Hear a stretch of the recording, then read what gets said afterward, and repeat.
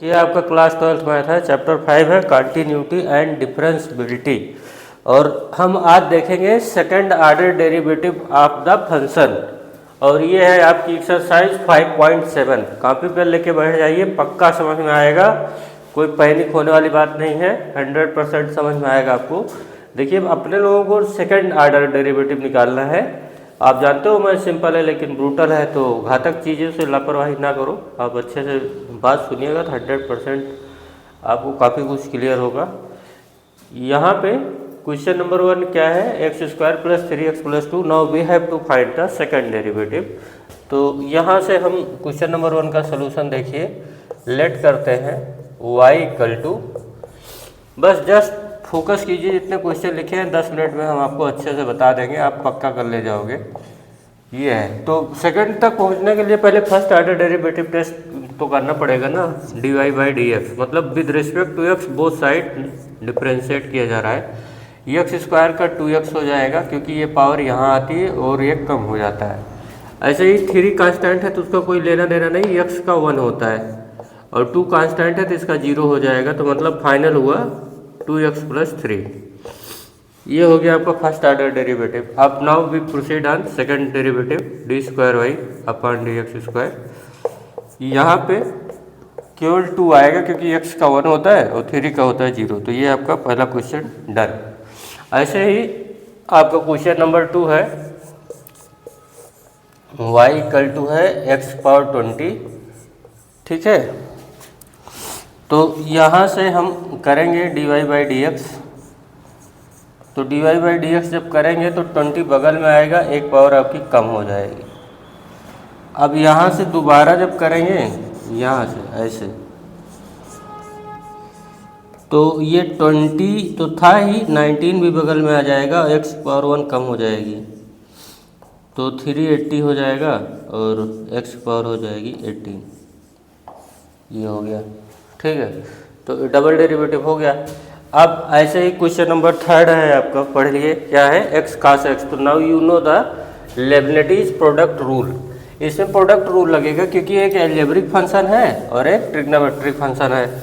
मतलब we are talking about question number 3, not any other question. Read the question number 3।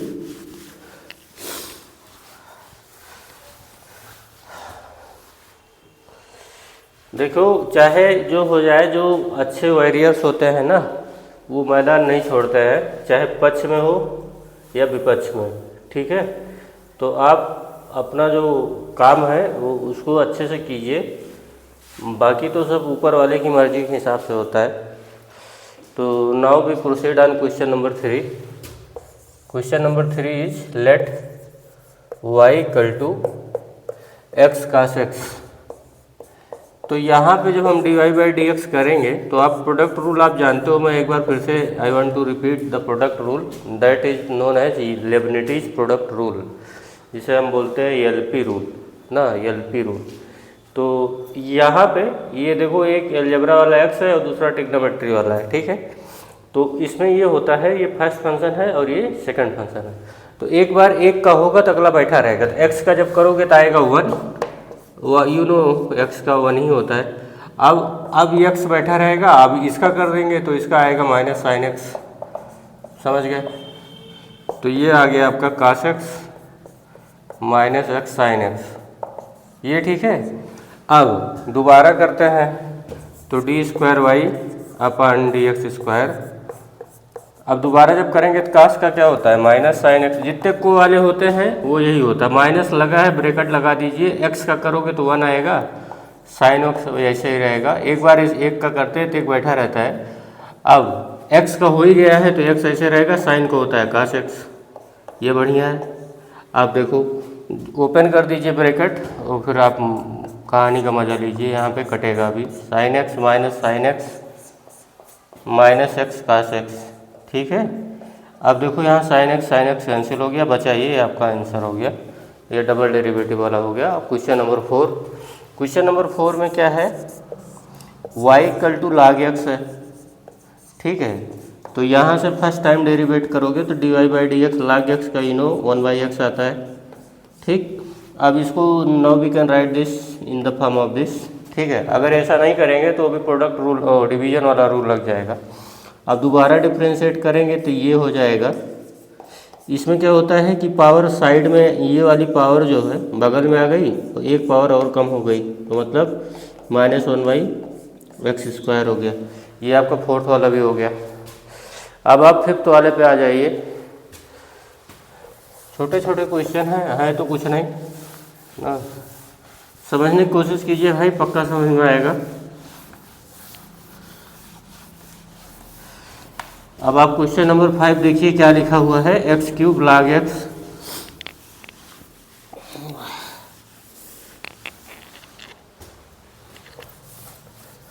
x³ log x। Question number 5 है आपका y = x³ log x, ठीक है। तो dy/dx जब हम करेंगे तो फिर से वही प्रोडक्ट रूल लगेगा। एक अलजेब्रा वाला है, x³ का कर दो तो 3x² आएगा, log x वैसे ही रहेगा, फिर x³ ऐसे ही रहेगा तो log x का हो जाएगा 1/x। यहाँ से इसको कट कर दीजिए, ये हो जाएगा x²। अब इसको दोबारा डिफ्रेंशिएट करेंगे हम तो यहाँ पे देखो 3x का करोगे तो 6x हो जाएगा, log x रहेगा। सुनिएगा बात को ध्यान से, डबल फंक्शन है, एक ये है एक ये है। तो मैंने पहले इसका कर दिया तो यह है 6x, क्योंकि 2 बगल में आ जाता है, एक और कम हो गई 6x, log x ऐसे ही था। अब 3x² वैसे ही रहेगा और log x का करोगे तो 1/x होगा, x² का करोगे तो 2x आएगा, ठीक है। यहाँ से x उड़ा दीजिए तो आपका ये हो गया 6x log x + 3x + 2x। तो ओवरऑल ये हो गया 6x log x + 5x। तो x कॉमन ले लो आप तो 6 log x + 5, ये हो गया आपका आंसर। ये आपका क्वेश्चन नंबर 5 हो गया। अब आप क्वेश्चन नंबर 6 देखो। क्वेश्चन नंबर 6 में क्या है, e⁻x sin 5x। बहुत कुछ ध्यान सुनिएगा, बहुत अच्छे अच्छे रूल भी आपको सुनने को मिलेगा ना, तो कम से कम ध्यान से सुनिएगा। अगर पढ़ने लिखने का मन नहीं है कॉपी पेन लेके तो ध्यान से देखिए तो सही, आपको 100% समझ में आएगा।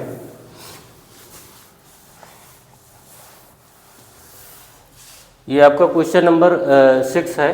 क्वेश्चन नंबर 6, y = है e⁻x sin 5x, ठीक है। तो dy/dx जब करेंगे तो e⁻x का वही आता है जो है, और sin 5x ऐसे ही रहेगा।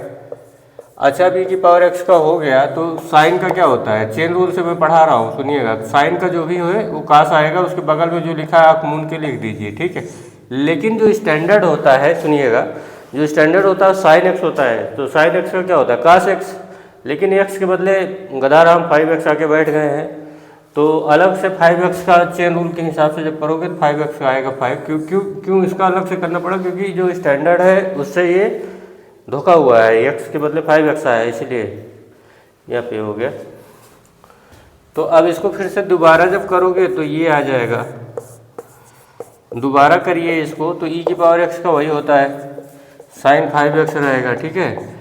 अब e⁻x का हो गया तो sin का क्या होता है, cos 5x, फिर 5 का करोगे 5x का तो 5 आएगा, ठीक है। और ऐसे ही यहाँ पे भी यही हाल होने वाला है, e⁻x का किया तो वही रहेगा, 5 ही है यहाँ ये वाला, और cos 5x। समझिएगा बात को, मैंने e⁻x का कर दिया, बाकी ये ऐसे ही 5 × cos 5x बचा था। अब 5 × e⁻x रहेगा, cos का क्या होता है माइनस साइन, जो भी है वैसे लिख दो इसके पास में। और जो 5x बच रहा है, अब 5x का अलग से फिर से करना पड़ेगा, क्योंकि x के बदले 5x आया तो इसका आएगा 5। और ये फाइनल शार्ट आपके लिए रेडी है यहाँ पे, e⁻x sin 5x, ये हो गया 5 e⁻x cos 5x, और ये हो जाएगा 5 e⁻x cos 5x -25 e⁻x sin 5x, ठीक है। तो भाई अगर देखो कुछ कट वट रहा हो तो आप अपना काम बना लीजिए, अदरवाइज e⁻x sin 5x और -25 e⁻ साइन 5x, तो यहाँ पे आएगा -24 e⁴x साइन 5x, और ये 5 और ये 5 दोनों सेम है, तो फिर ये हो जाएगा 10 e⁴x cos 5x। ये बढ़िया है, आपको ये समझ में आ गया होगा। और ऐसे ही अब मैं 6 वाला आप पे छोड़ रहा हूँ, अरे सॉरी, ये 7th वाला समथिंग लाइक क्वेश्चन नंबर 6 है, समझे? ये 7th वाला समथिंग लाइक क्वेश्चन नंबर 6 है, तो आप इसको कर लीजिएगा, ठीक है। अब हम बताएंगे आपको सीधा question number 8, that's the part of homework question number 7 ना, क्योंकि ऐसे ही लगेगा वो, ठीक है।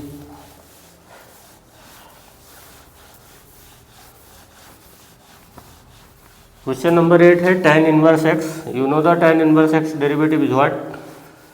1/1 + x² ही होता है ना। अभी देखिए यहाँ पे क्वेश्चन नंबर 8 को, क्वेश्चन नंबर 8 ये है, क्वेश्चन नंबर 8 y = है tan इनवर्स x, ठीक है। तो इसका जब डिफ्रेंशिएशन करेंगे तो dy/dx क्या आएगा? आएगा 1/1 + x²। We can write this in this way, 1 + x² to the power -1, ठीक। अब इसको दोबारा डिफ्रेंशिएट करेंगे जब, तो माइनस बगल में आएगा 1 + x² टू द पावर हो जाएगा -2, लेकिन x के बदले सॉरी x के बदले आया है 1 + x², तो x 1 + 1 का तो 0 हो जाएगा, x² का आएगा 2x। तो फाइनली जब हम मल्टीप्लाई करेंगे तो -2x 1 + x² की पावर हो जाएगी -2, मतलब -2x divided by 1 + x² power 2, ठीक है। ये आपका आंसर हो गया। तो दैट्स ऑल। अगर अच्छा लगा हो तो लाइक शेयर सब्सक्राइब करना मत भूलिएगा।